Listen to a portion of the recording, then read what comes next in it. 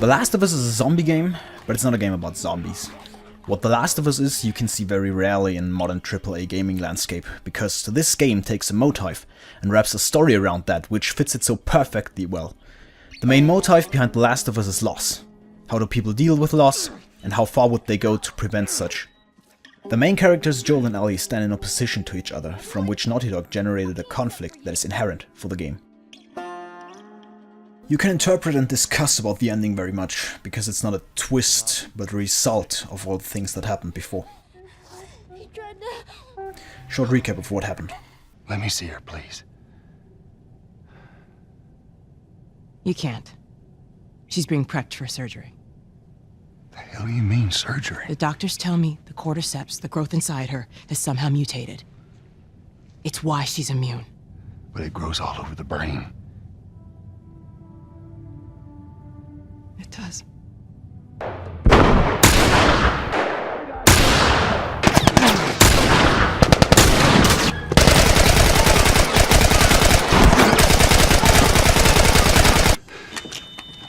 Come on, baby girl.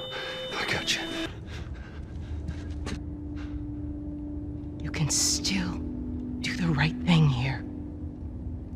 You just come after her. But why did he do that? Why did he end the lives of so many others in partially cruel way? Just to save a girl? I'd argue that he didn't want to rescue Ellie in the first place. He wanted to rescue himself. The origin of the whole story lies 20 years in the past and is called Sarah. It's September 2013. During the night after Joel's birthday, hell breaks loose. An infection spreads across the country at a furious speed and turns people into monsters. In the middle of the chaos, Joel tries to escape with Tommy and Sarah. She dies during the escape in an extremely tragic manner, and Joel hasn't coped with that even 20 years later. At the beginning of the summer chapter, he woke with a start, and I believe that he went through this evening in his dreams again and didn't wake up because of the knocking, but because of Sarah's death. Joel and Ellie are two characters who deal with experiences completely different. While Ellie wanted to talk about it with Joel after Tess and Sam's death, he only said things like, Matter of fact, we just keep our histories to ourselves. he did not want to talk about anyone's death, and always tried to deal with it alone. I forgot to leave that stupid robot on his grave. What should I do with it? Ellie, What? I want to talk about it. no. Why not? How many times do we need to go over this? Things happen, and we move on. It's just... That's enough. Due to the character constellation, it appeared that Ellie confronted Joel with Sarah, and he got really angry about that. Ellie! You are treading on some mighty thin ice here. Even when Tommy tried to give him the photo of his daughter, he blocked and didn't want to have it. All he tries is to leave his past behind. Try Hard Ninja described that very well in his song Infected.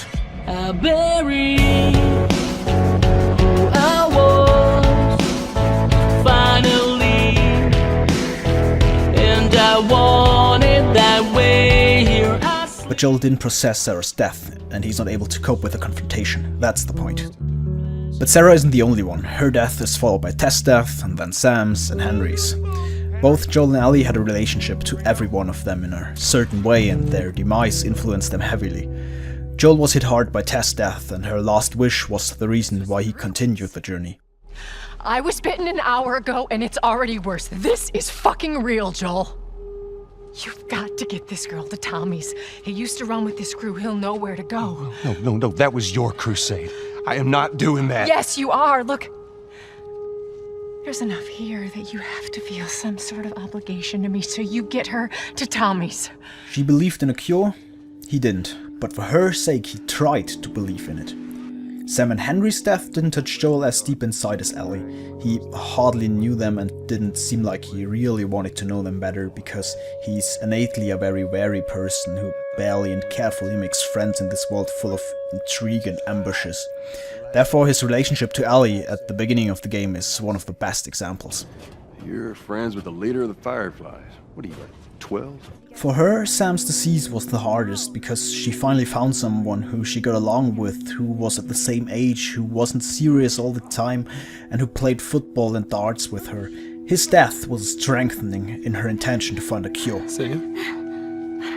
Oh no. Does that have anything to do with me? When you talk about confrontation in The Last of Us, then you have to mention especially the ranch scene. The following conversation between Ellie and Joel is, in my opinion, one of the most important scenes in the whole game. Ellie's disappointed by Joel, feels trapped and can't understand why he wants to go separate ways now after they've come so far. Either she didn't understand Joel's intention or she didn't want to understand it. Joel never wanted to find a cure. Even if she was the key for that, he would have no motivation to rescue a depraved world that gave him nothing and took everything from him. In that argument, Ellie says a certain sentence and is absolutely right with the included implication. Not her, you know. What? Ellie never knew about Joel's deceased daughter until Tommy's wife told her, but then she seemed to understand things. With time, Joel projected Sarah more and more into Ellie and saw her as a replacement. In this regard, Miracle of Sound hit the nail on the head with his The Last of Us song, The Best of Us. Two still hands, a fragile faded photograph.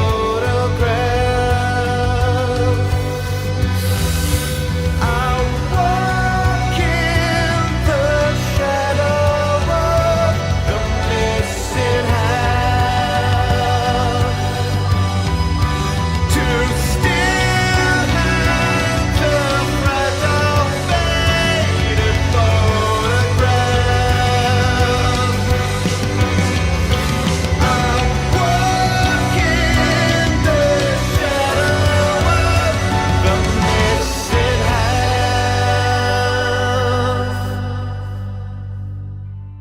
The fragile faded photograph probably refers to the photo of Joel and his daughter that appears again and again, and that is a symbol for Joel's past and his persistent pain.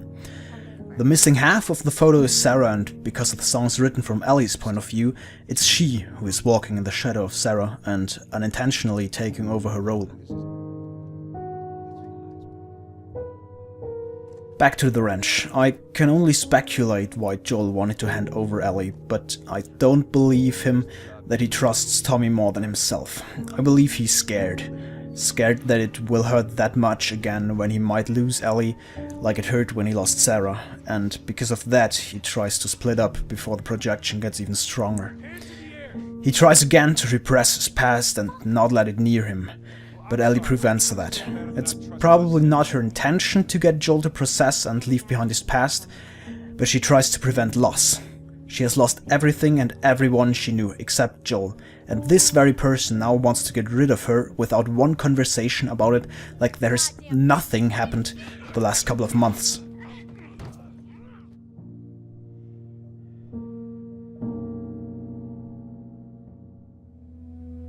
Everyone I have cared for has either died or left me. Everyone fucking except for you. So don't tell me that I would be safer with someone else, because the truth is I would just be more scared. This sentence made Joel realize what he's doing here. He understood that it's not only about him and his own well-being as always, but about Ellie. Joel doesn't show that instantly because he's no one who easily admits his mistakes. Back in the hotel when Ellie saved his life, he got angry at first and told her later that her action was right, even if a look at his face tells you that it's hard for him to say that. The ranch scene ends with Joel's sentence, We are going our separate ways. and it was only when the three arrived back at the camp that Joel thought about the argument and continues the journey together with Ellie. How do I find this lab?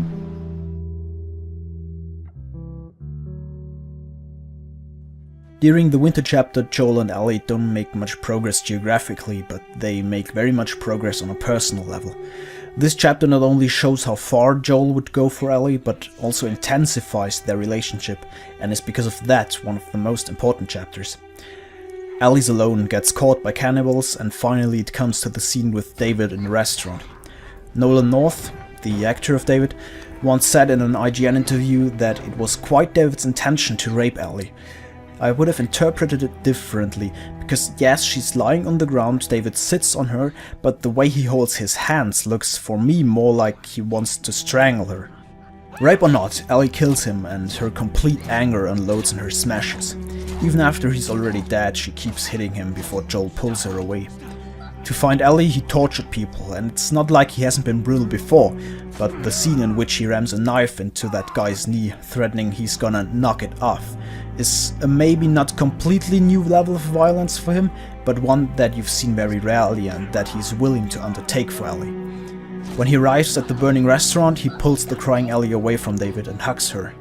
He hugs her the first time and says something to her that the player can't hear, which makes the scene far more intimate.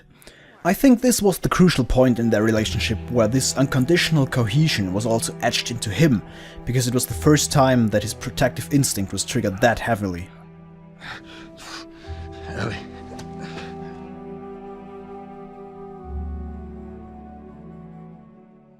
But the ranch scene doesn't change the fact that for Joel, Ellie is a compensation for Sarah, and that combined with his closeness to her makes him save her in the hospital.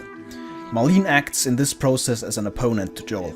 You can find multiple audio logs in which she describes her moral dilemma because, on the one hand, she promised Ellie's mother to look after the girl, and on the other hand, she's on the verge of finding a cure that could save the whole of mankind.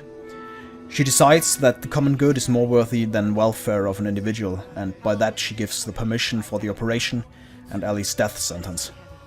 Once again, I want to refer to Miracle of Sound's song I mentioned before and take a closer look at the chorus. What would you give of yourself to stay steadfast? Could you shed all of the ethics of your past? What would you give of yourself to be the best of us at last? Without referring to the concrete content of those lines, one could interpret them in various ways. The questions could be addressed to the listener, Ellie could ask Joel, or he could ask himself. I think it's a mixture of option 1 and 3, where Miracle of Sound not only referred to Joel's situation, but also created lyrics that can be generalized, so that every listener could ask himself those questions. Let's take a closer look at the content. In the first line, I think stay steadfast is meant literally. To stay steadfast, to keep standing, not falling to the ground. And when you keep standing, then you're not dead, and that's why I see stay steadfast more as to survive. Also, I think these two words don't relate to Joel, because that wouldn't make any sense. What would Joel give to stay alive? Would he let Ellie go to stay alive? When you look back at my previous argumentation, letting Ellie go would be more reason to give up for him than to stay alive, because he's mentally dependent on her. So I would argue that stay steadfast relates to all mankind, and then it makes sense. What would Joel give that mankind can survive?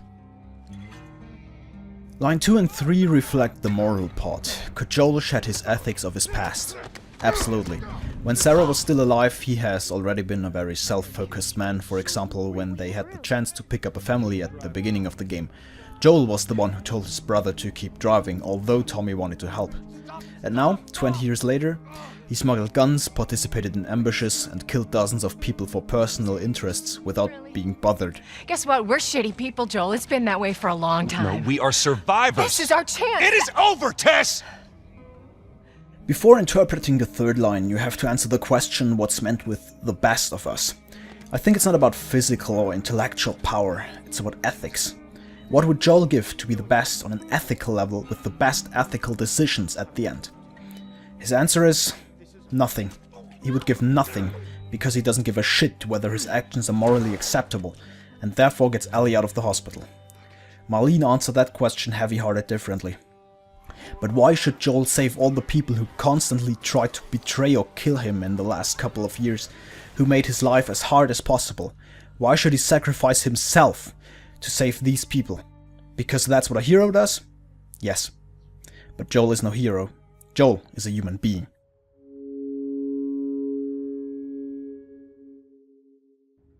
You can say his decision was wrong, you can say his decision was selfish, but you can't blame him. This man has lost his daughter, went through so much shit, and finally finds a person to which he builds a strong relationship, only to lose her in the end? If that happened, I think he would have perished, and his mind would have cracked up into thousands of parts. Not only because he would have lost Ellie, but maybe also because he could have prevented it. When Sarah died, he couldn't do anything, but he could have prevented Ellie's death. At the beginning of this section, I spoke about that Joel rescued Ellie in the hospital, but that never happened. He didn't save Ellie, he saved himself.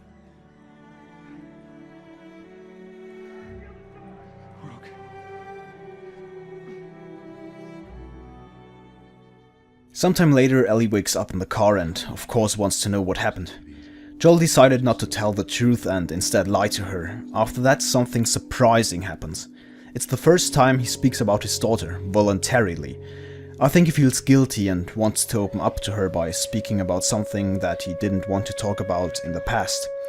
Guilty not because he's killed so many people or because he wasted a chance for a cure, but guilty because he disregarded her will to find this cure. After all we've been through. Everything that I've done.